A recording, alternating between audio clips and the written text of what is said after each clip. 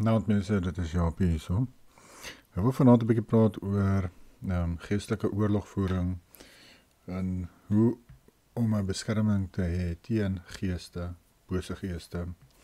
In die tyd waarin ons leef, gaan die kragte van die bose vermeerder, want Lucifer se tyd hardloop uit. Ons leef in die einde van hierdie wêreld se bestaan. So ons leef in die 8ste dag alreeds. En Jahwe sê hierdie is 'n kort seisoen, die tyd waarin ons is. So Lucifer gaan alles gooi na die mense se kant toe. Alles wat hy kan doen, gaan hy doen. So om onsself voorberei en leer, wat kan ons doen om beskermd te wees?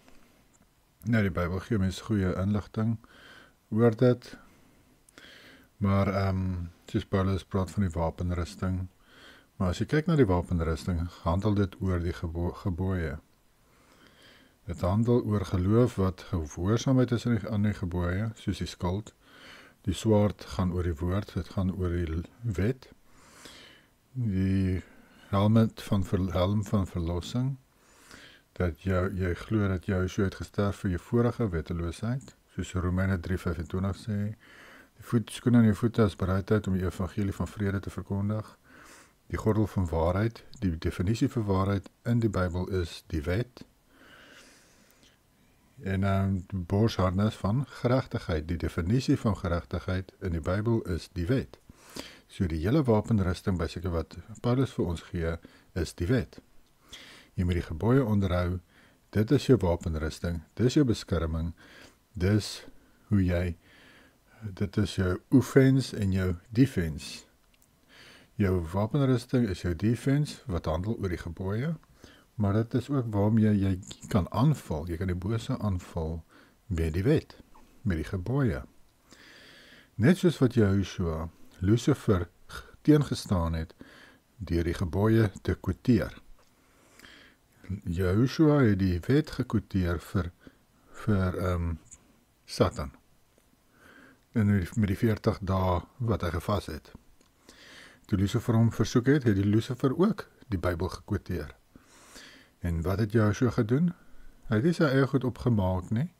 Hy het ook die wet gekwoteer om te wys dat hy nie moet doen wat Lucifer sê nie. Aan die einde van die dag, Lucifer ken die Bybel en hy weet hoe om dit te verdraai.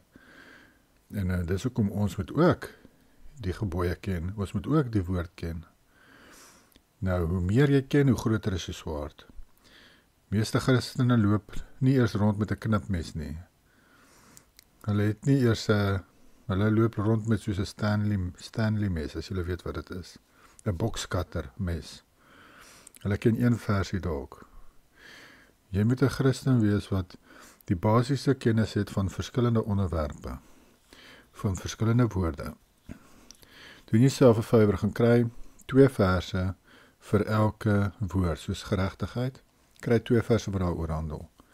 Liefde, 2 verse oor die wet, 2 verse wat wys jy moet dit onderhou. Geloof, 2 verse daaroor. Genade, 2 verse daaroor. Gaan so deur die lys, liefde, en sovoorts. En net om vir jou 'n basiese fondasie te vorm, waarop jy kan vasstaan teen die bose. En natuurlik ook verse wat handel oor die beskerming van Jahwe. Dit is belangrik, want jy sal dit ook nodig hê. So, wat ek wil sê hierdeur is die woord, die wet. Dit is belangrik. Dit is belangrik dat jy moet weet wat sê die woord. Kry 'n paar verse. Al kan jy dit nie presies opsê soos wat dit in die Bybel staan nie. Sê ten minste die basiese goed vir jouself op wat daar staan. En dit is ook 'n goeie idee om te weet waar dit is in die Bybel, waar dit staan. So ek wil gou hier 'n lys wys van dinge wat jy nou kan kyk. Geestelike oorlogvoering, wat help ons teen bose geeste aanvalle. Nou natuurlik, ek het hier so doop. Joshua sê mos, Markus 16:16, wie glo in hom laat doop sal gered word. Petrus sê ook dat die antitype, die doop ons ook red. So Petrus sê ook dat die doop kan ons red. Nou, in die Recognitions of Clement, sê Petrus 'n klomp keer, en ook die ander disippels, en Jakob, Joshua se broer, het gesê dat die doop is deel van die verlossingsproses. Jy moet gedoop word. Maar die doop is ook 'n beskerming oor jou. Het bring 'n beskerming oor jou. Nou vas en bid gaan so hand in hand. Joshua het gesê, as mens te doen kry met bose geeste, moet jy vas en bid. Hy het gesê, dit is nie net vir as jy vir ander bid nie, dit is vir jouself ook. En ek het dit eerstehands ervaar, dat as ek baie sterk aanval op my het, die vinnigste om daarvan ontslae te raak is, begin vas. Dadelik voel mense vrylating. Jy voel 'n verligting van die bose se aanvalle. Jy voel of jy weer meer beheer kry oor jou gedagtes, oor jou mind, oor jou denke, en oor jou vlees, want die vlees werk teen die gees, en hulle altyd stry vir beheer van jou siel. Nou, soos die voorbeeld is, die swart hond is jou vlees, en die wit hond is die gees. Vir wie gee jy die meeste kos? As jy net sorg vir jou vlees, gaan jou vlees jou siel domineer. Dan gaan jy maklik val in sonde. Maar as jy die gees, die wit hond, meer kos gee, dan gaan hy weer sterker wees. As die twee honde beklei, dan gaan die wit hond weer wen, want hy het meer kos gekry. So dit is belangrik, om ook, vir jou geestelike kos te gee, te kry. Ek het dit besef ook nou die laaste tyd, dat as ek baie tyd spandeer in die woord, en gereeld spandeer ek tyd in die woord, dan help dit jou, en maak jou gees sterker, en dit gee jou as 'n gees meer beheer oor jou, en daar is makliker vir jou om weg te bly van sondes, weg te bly van verkeerde dinge sê of doen. En so dit is baie belangrik, jy moet die woord lees. Hier sit volgende op my lys. Geestelike kos eet soos Bybel gereeld lees, vir al die Gospels. Ek sou sê vir my Paulus se briewe, dit is baie confusing vir Christene, amper niemand verstaan dit nie. Ek het boeke geskryf daaroor wat ek nou nie gepubliseer het nie, maar ek het dit op file, en om te wys dat Paulus het nie gesê ons moet wetteloos leef nie, maar ongelukkig niemand verstaan Paulus nie. So bly maar eerder weg van Paulus, lees die disippels se briewe, lees die ekstra Bybelse boeke soos Recognitions of Clement, Book of Nazareth. Hierdie Book of Nazareth is 'n baie goeie boek. Dit is soos nog 'n gospel. Dit is soos Matteus en Johannes se gospels. Die disippels se briewe. Ja. En dan nog een wat mens moet doen, onderhou die gebooie. As jy die gebooie onderhou, sal jy voel, die aanvalle op jou word minder en minder.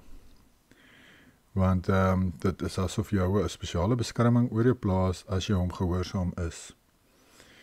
En dinge wat jy aangaande die gebooie waarop jy spesifiek moet fokus, is om nie onrein diere te eet nie. Jy maak net daar en dan vir die bose geeste die deure oop in jou lewe om jou aan te val en om jou gesin aan te val. As jy onrein diere eet, maak jy deure oop vir die bose magte in jou lewe. En voor ek het vergeet, nog 'n ding wat ek hier wil noem is, pas op wat jy kyk. Pas op wat jou kinders kyk. Want dit maak ook deure oop vir bose geeste om jou aan te val. Pas op wat jy luister. Dit maak deure oop vir bose geeste in jou lewe. Onthou, jou ore is nie asblikke nie. Jy moet beheer hê oor waarna jy luister. Jy moet beheer hê oor wat jy sien. Waarna jy kyk. As jy geestelik meer volwasse is, sê die Bybel, sê Johannes, dat jy dan beheer oor hierdie sintuie van jou. Jy het beheer oor wat jy na kyk, jy het beheer oor wat jy na luister. En jy het meerendeels 'n beheer oor wat jy sê. Jy praat nie te vinnig nie, jy skinder nie, jy vloek nie, jy skel nie. Jy het beheer oor die sintuie van jou en oor jou mond. Dan is jy 'n volwassene. En dan, so pas op wat jy kyk.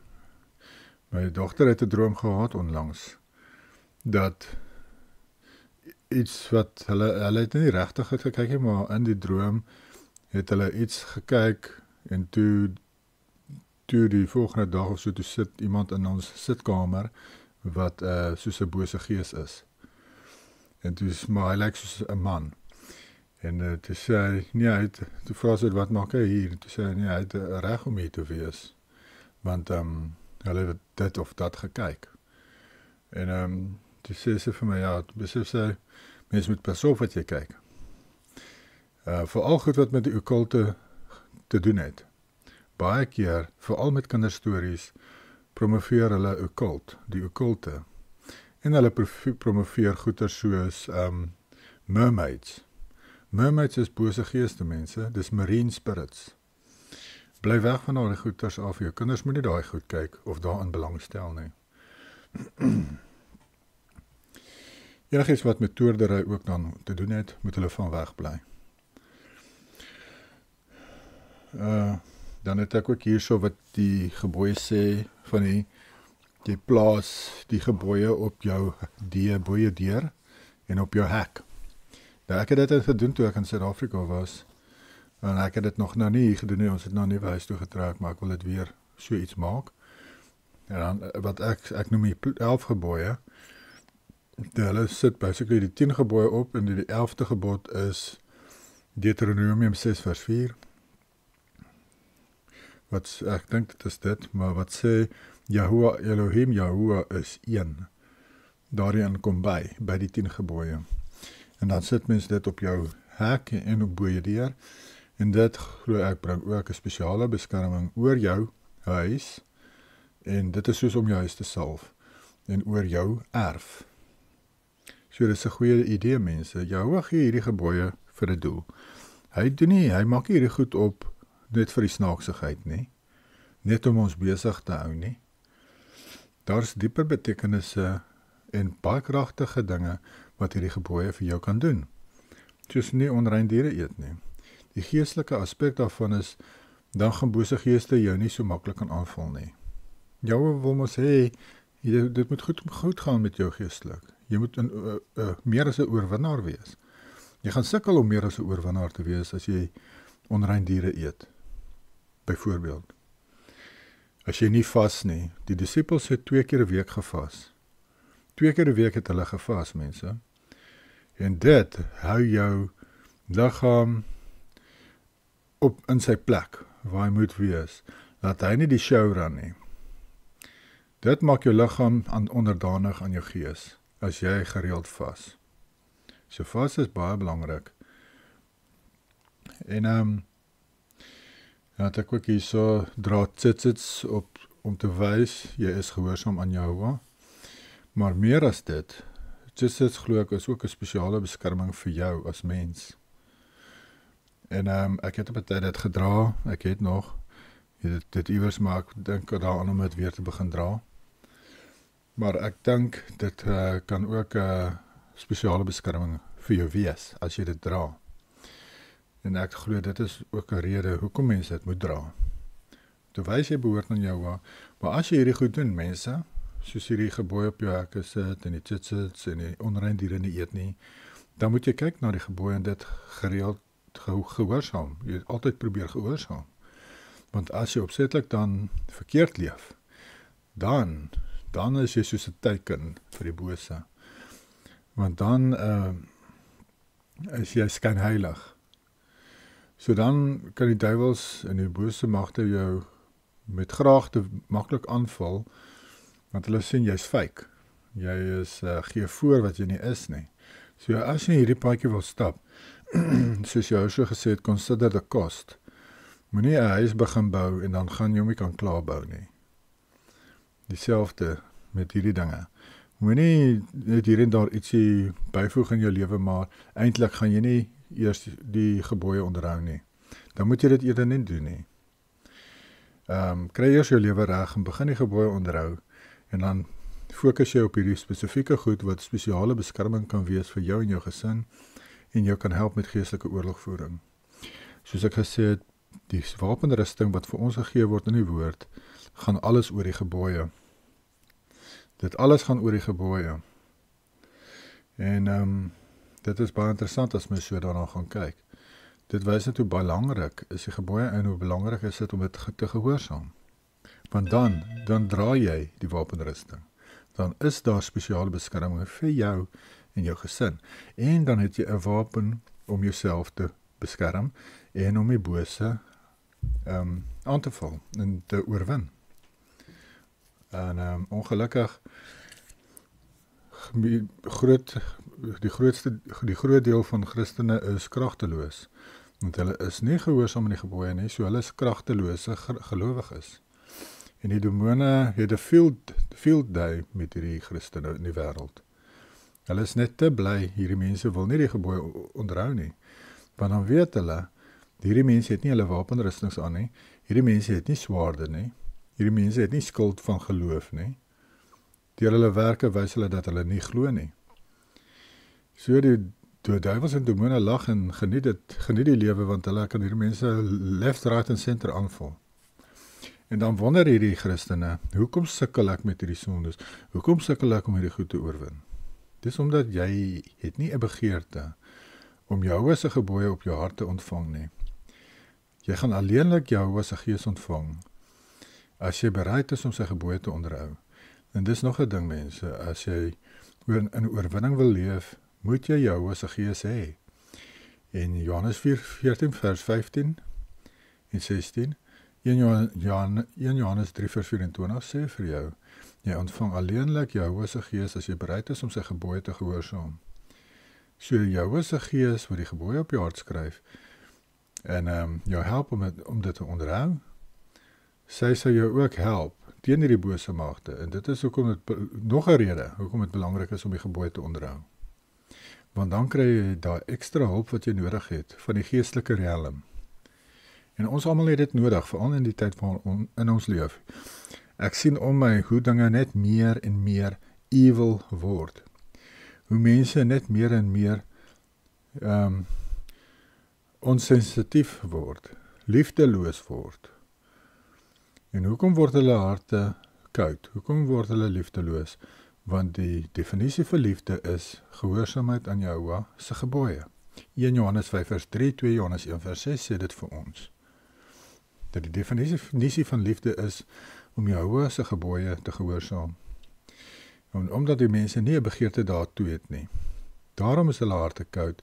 Daarom word hulle hart in die hart en liefdeloos en gevoelloos. Dis 'n baie slegte tyd waarin ons leef. En moenie 'n vriend wees van die wêreld nie. Maak jouself afgesonderd van die wêreld en van ander nasies. Maar afsonder jou af van ander rasse om jou. Soos ek vir julle alreeds gewys het in my ander video's, moenie meng met die ander nasies nie. Om apart te wees. Apartheid is Bybels. Die Bybel sê jy moet apart wees as 'n Israeliet. Dat die wit nasie is Israel. En volgens die covenants wat Jahwe gemaak het met Israel van die begin af, daardie covenants is ewig, tot in die 1000ste geslag sê Jahwe. Nou ja, kan julle nou al sê, daar is nog eers 1000 geslagte verby, vandat Jahwe by die berg Sinai die verbond gesluit het met ons nie. So dit is nog steeds geldig, net soos Joshua gesê het, terwyl hemel en aarde bestaan, is alles in Jahwe se gebooie geldig. Nou julle kan mos sien, bo julle koppe is die hemel daar, onder julle voete is die aarde daar. So die gebooie is nog steeds geldig. Nie Paulus of Jan Piet of Pompie kan kom en vir jou sê dit is nie meer geldig nie. So jy kan nie nou Paulus se woorde voor almal gooi en sê, kyk ons moet ongehoorsaam wees aan die Vader. Dit werk nie so nie. Paulus se woorde gaan jou nie oordeel eendag nie. Yahushua en Yahuwah se woorde gaan jou oordeel. En hulle het gesê jy moet die gebooie onderhou om gered te word. Matteus 19 vers 17, Matteus 7 vers 23, Matteus 13 vers 41, 42. plekke waar Joshua gesê het, direk, die gebooie onderhou red jou. Natuurlik, deur geloof in Joshua, moet ons die gebooie onderhou. Dis hoe dit werk. Soos ons sien in 2 Timoteus 3 vers 15 tot 17. Openbaring 14 vers 12 en 12 vers 17 ook. So mense, kyk nou hierdie dinge in julle lewens, begin van hierdie dinge toepas en inbring in julle lewens, en dan sal julle 'n verskil sien. En as jy nou nie tyd het om altyd die Bybel te lees, of ekstra Bybelse boeke te lees, sit dit op en luister dit, terwyl jy ander dinge doen. Dit gaan nog steeds in jou kop in. Dit gaan jou nog steeds help. Dit gaan nog steeds goed wees vir jou. Luister die goed, terwyl jy iets doen. Terwyl jy kar bestuur, luister die Bybel. Jy kry die apps. Laai af vir jou die app. En of sit die CD in. En daar's selfs voorlesings van hierdie Book of Nazareth op YouTube. Mense wat dit vir jou voorlees. Dat jy nie eers hoef te gaan die boek soek en dit lees nie. Daar's mense wat actually vir jou dit voorlees. So doen moeite en begin Jahwe se woord in jou lewe inkry. Sy woord is kragtig, is 'n tweesnydende swaard. Dit kan jou beslis help en beskerm, en dis al wat jy nodig het teen die bose magte. Dis Jahwe se woord, dis sy gebooie. Deur dit te luister, dis hoekom, en dit te doen, dis hoekom Jahwe gesê het, jy moet deurgaans, altyd deur sy gebooie bedink, en jy moet dit die hele tyd vir jou kinders leer, en hulle herinner aan Jahwe se gebooie. Hulle moet dit ook in jou lewe kan sien, jou kinders. Dit help nie jy preek, maar jy leef soos jy wil nie. Soos hy sê, woorde strek, maar voorbeelde trek. En ja, ek wou net hierdie kort video gemaak het oor geestelike oorlogvoering. Sodat julle weet wat is die basiese dinge wat julle moet doen. En nou weet julle, gaan doen hierdie dinge, kry hierdie goed reg in julle lewens, sodat die bose nie meer beheer het oor jou lewe nie. En dat jy kan ontslaa raak van die gewoonte sondes waarmee jy sukkel. En dan, sodat jy kan bid en jou gebede actually krag dra. Maar die Bybel sê ook, die gebed van die regverdige dra groot krag.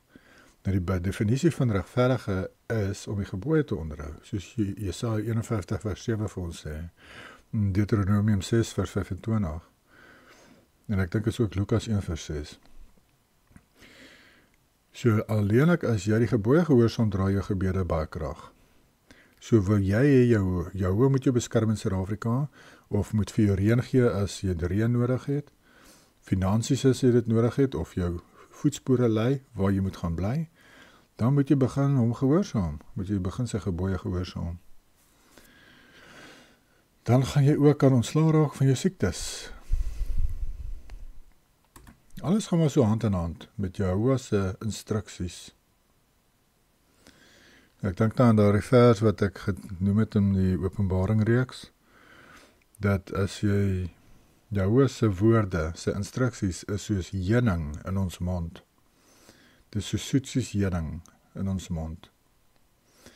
En Dawid was verskriklik lief vir Jahwe se gebooie, verskriklik. As jy die psalms lees, het hy die hele tyd aangegaan oor hoe wonderlik is Jahwe se gebooie, hoe wonderlik is dit in sy lewe, en hoe dankbaar is hy daarvoor, en hoe lekker is dit vir hom, om Jahwe te gehoorsaam. Gaan lees 'n bietjie Psalm 119 weer, die langste psalm. Jy sal sien, elke versie in daai psalm noem die wet. Daai hele psalm gaan oor die wet. Elke versie in daai langste psalm. Daar's net een versie in daai hele psalm 119 wat nie die woord wet in het nie. Hy gee met elke versie 'n sinoniem van die woord wet. So partykeer sê hy instruksies, dan sê hy die wet self, dan sê hy gebooie, dan so aan.